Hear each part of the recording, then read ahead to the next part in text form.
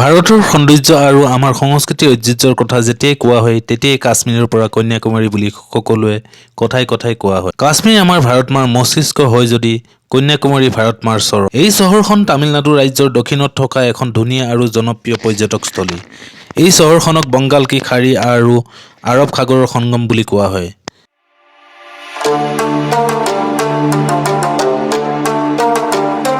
Hello' দোস্ত, স্বাগতম জনাইছোঁ টুৰিষ্ট প্লাছ ইউটিউব চেনেললৈ।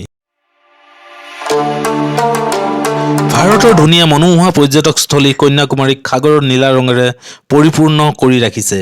আপুনি যিমান দূৰলৈ চাব তাৰলৈকে নীলা মনোমোহা দৃশ্য আপোনাৰ চকুত ভাহি উঠিব। আজি এই ভিডিঅ'টিত মই আপোনালোকক কন্যাকুমাৰীৰ বিষয়ে সম্পূৰ্ণ বিৱৰণ দিম। আপুনি কন্যাকুমাৰীলৈ কেনেকৈ আহিব, ইয়াত থকা আৰু খোৱা বোৱাৰ ব্যৱস্থা কি আছে, ইয়াৰ চাবলগীয়া কি কি ঠাই আছে। গতিকে বন্ধুসকল শেষলৈকে ভিডিঅ'টো চাবলৈ নাপাহৰিব, কিয়নো ভিডিঅ'টোৰ সদৌ-শেষত কন্যাকুমাৰীত ঘূৰা, খোৱা বোৱা, থকাৰ সম্পূৰ্ণ খৰচৰ বিষয়ে মই বিৱৰণ আপোনালোকক জনাম।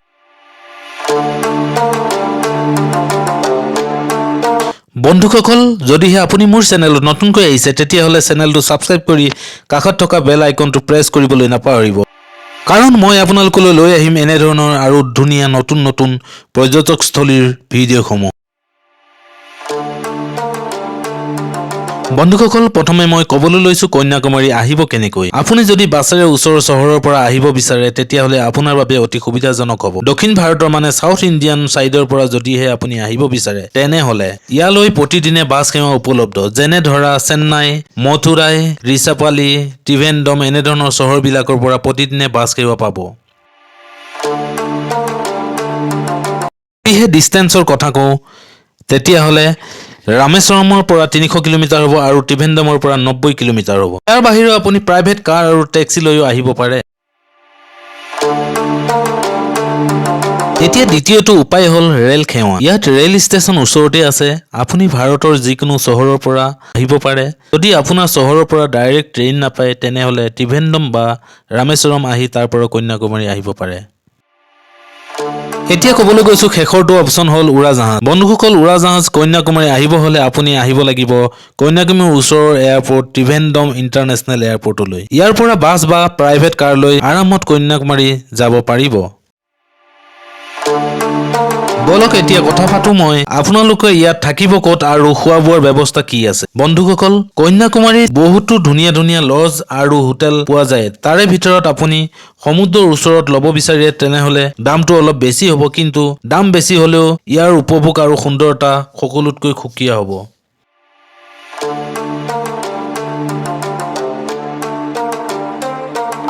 ইয়াৰ বাহিৰেও কন্যাকুমাৰী মন্দিৰৰ ওচৰত হোটেল ল'ব পাৰে। ইয়াত আপুনি ধৰ্মশালা আৰু লজ 500ৰ পৰা 600 টকাত পাব। হোটেল ল'ব বিচাৰি 800ৰ পৰা 1000 টকাত পাব। যদি প্ৰিমিয়াম আৰু লাক্সাৰী হোটেল ল'ব বিচাৰে 3000ৰ পৰা 5000 টকাৰ ভিতৰত পাব। যদি খোৱা বোৱাৰ কথা কওঁ তেনেহ'লে আপুনি দক্ষিণ ভাৰতৰ খাদ্যই ইয়াত বেছিভাগ পাব। ইয়াত কন্যাকুমাৰী ফেমাছ খাদ্য হৈছে ইডলি, বৰা চাম্বাৰ, ৰাইচ, ধোচা, উপমা আৰু ফিছ কাৰী। ইয়াৰ বাহিৰেও আপোনাৰ অভিজ্ঞতাৰ বাবে আপুনি বানানা চিপছ নিশ্চয় জুতি ল'ব পাৰিব। যদি আপুনি এবাৰ খাব বিচাৰে পেট ভৰাই তেনেহ'লে আপুনি ইয়াত 80 টকাৰ পৰা 100-150ৰ ভিতৰত আৰামত পেট ভৰাই এসাঁজ খাবলৈ পাৰিব। বন্ধুসকল যদিহে আপোনালোকে কন্যাকুমাৰী আহিব বিচাৰে তেতিয়াহ'লে এদিন বা দুদিনৰ বাবে আহিবলৈ চেষ্টা কৰিব, কিয়নো তেতিয়াহে আপুনি ইয়াক সম্পূৰ্ণ কৰিব পাৰিব। এতিয়া ক'বলৈ লৈছোঁ ইয়ালৈ অহাৰ ভাল সময় কোনটো। তেতিয়াহ'লে মই ক'ব বিচাৰোঁ যে কন্যাকুমাৰী দক্ষিণ ভাৰতত অৱস্থিত, গতিকে ইয়াত বছৰৰ বেছি সময় গৰমেই হয়। গতিকে আপুনি অক্টোবৰৰ পৰা মাৰ্চত আহিলে আপোনাৰ ইয়াত বেছি ভাল হ'ব। বলক এতিয়া কথা পাতোঁ আপুনি কন্যাকুমাৰী আহিলে কি কি টুৰিষ্ট প্লেচ ঘূৰিব, ক'ত ক'ত ভ্ৰমণ কৰিব। কন্যাকুমাৰীৰ সকলোতকৈ জনপ্ৰিয় পৰ্যটকস্থলী হ'ল বিবেকানন্দ ৰক মেম'ৰিয়েল। ই আমাৰ ভাৰতৰ মূল ভূমিৰ পৰা 500ৰ পৰা 600 মিটাৰ দূৰত্বত অৱস্থিত। শিলৰ ভিতৰত এটা শিলৰ ওপৰত এই স্মৃতিসৌধটো থিয় হৈ আছে। 1970 চনত শিলৰ ওপৰত জ্ঞান লাভ কৰা স্বামী বিবেকানন্দৰ সন্মানত নিৰ্মাণ কৰা হৈছিল। ৰীতি অনুসৰি এই শিলৰ ওপৰতে দেৱী কন্যাকুমাৰী বৰ ভক্তিত তপস্যা কৰিছিল। ইয়ালৈ যাবলৈ ফেৰী নাইবা ডাঙৰ নাওৰে যাব লাগিব। ফেৰী আপুনি কন্যাকুমাৰীৰ কাষতে পাব। ইয়াৰ টিকেট 50ৰ পৰা 60 টকা ল'ব। সকল কন্যাকুমাৰী ভ্ৰমণত সকলোতকৈ প্ৰথমে ইয়ালৈ নিশ্চয়কৈ যাব। ই আপোনাৰ বাবে এটা চিৰস্মৰণীয় ভ্ৰমণ হ'ব। ইয়াত এটা মেডিটেশ্যন হলো আছে য'ত আপুনি গৈ কিছু সময়ৰ কাৰণে ধ্যান কৰিব পাৰিব। আৰু এয়াই হৈছে সেইখিনি ঠাই যিখিনি ঠাইত তিনিখন মহাসাগৰৰ সংগম হয়। আৰু ইয়াৰ পিছত সেই একেখন ফেৰীৰে থিৰুভালুভাৰ ষ্টেচুলৈ যাম। বন্ধুসকল, এই মূৰ্তিৰ নিৰ্মাণ 500 কাৰিকৰে মিলি কৰিছিল আৰু ইয়াক 2000 চনত পাব্লিকৰ কাৰণে মুকলি কৰি দিয়া হৈছিল। বন্ধুসকল, আপোনালোকে ইয়াৰ এটা টিকেটতে বিবেকানন্দ ৰক মেমৰিয়েল আৰু থিৰুভালুৱাৰ প্ৰতিমা এই দুইটা মূৰ্তি দৰ্শন কৰিব পাৰিব। এই দুইটা দেখুৱাৰ পিছত ফেৰীৰে আপোনাক কন্যাকুমাৰী বীচত নমাই দিব।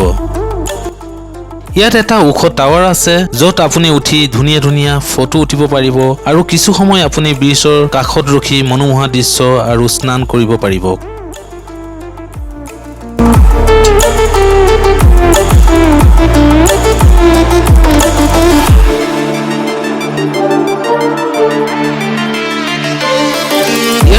অন্য এটা পৰ্যটকস্থলী কন্যাকুমাৰী মন্দিৰ। এই মন্দিৰটো কন্যাকুমাৰী ভাগৱতী অমন বুলিও বিখ্যাত, গতিকে আপুনি এই মন্দিৰটোলৈ নিশ্চয় যাব। এই মন্দিৰটো কন্যাকুমাৰী বীচৰ ওচৰতে পাব।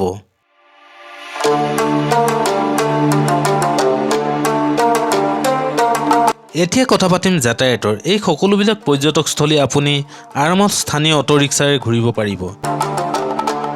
বন্ধুসকল, কন্যাকুমাৰীতে এটা মহল আছে যাক পদ্মনাভপুৰম নামেৰে জনাজাত। এই মহলটো সকলোবোৰ কাঠেৰে তৈয়াৰী।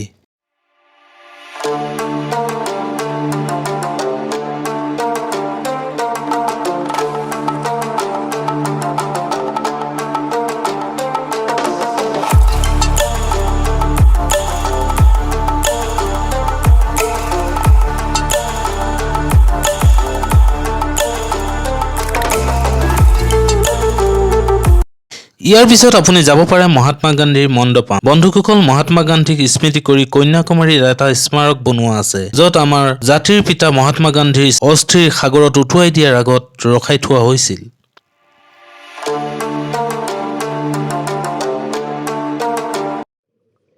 এতিয়া যাম ইয়াৰ পিছৰটো পৰ্যটকস্থলী ছুনামি মেমৰিয়েল। বন্ধুসকল, আপোনালোকে নিশ্চয় জানে 2004 চনৰ অহা সেই ভূমিকম্প ছুনামিটোৰ কথা, আৰু সেই ছুনামিত মৃত ব্যক্তিসকলৰ স্মৃতিত এই 16 ফুটৰ স্মাৰক বনোৱা হৈছে।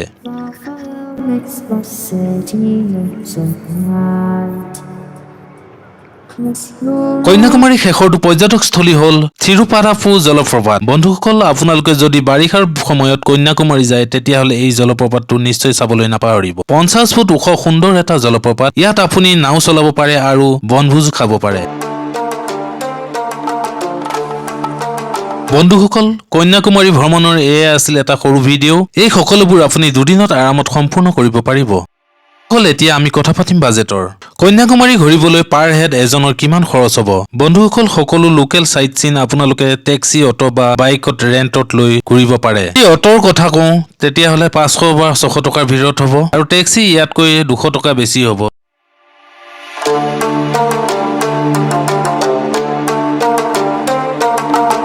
যদি স্কুটি বা বাইক ৰেণ্টত লৈ তেতিয়াহ'লে 600 পৰা 800 টকা প্ৰতিদিনে ৰেণ্টত পাব। এই যাত্ৰাৰ সম্পূৰ্ণ খৰচৰ কথা কওঁ, খোৱা বোৱা থকা ঘূৰা এজনৰ 2000 পৰা 2500 টকাৰ ভিতৰত আৰামত আপুনি ভ্ৰমণ কৰি আহিব পাৰিব। বন্ধুসকল, এইটোৱে আছিল এটা কন্যাকুমাৰী ভ্ৰমণৰ সৰু ভিডিঅ'। মই আশা কৰোঁ এই ভিডিঅ'টোৱে আপোনালোকক কন্যাকুমাৰী যাত্ৰা কৰাত আপোনালোকক সহায় কৰিব বুলি আশা কৰিলোঁ। কন্যাকুমাৰী যাত্ৰা কৰিব বিচাৰিলে আপোনালোকৰ কিবা আশংকা থাকিলে তলত কমেণ্ট কৰি মোক সুধিব পাৰে। মই আপোনালোকৰ কমেণ্টৰ উত্তৰ দিবলৈ চেষ্টা কৰিম। ধন্যবাদ।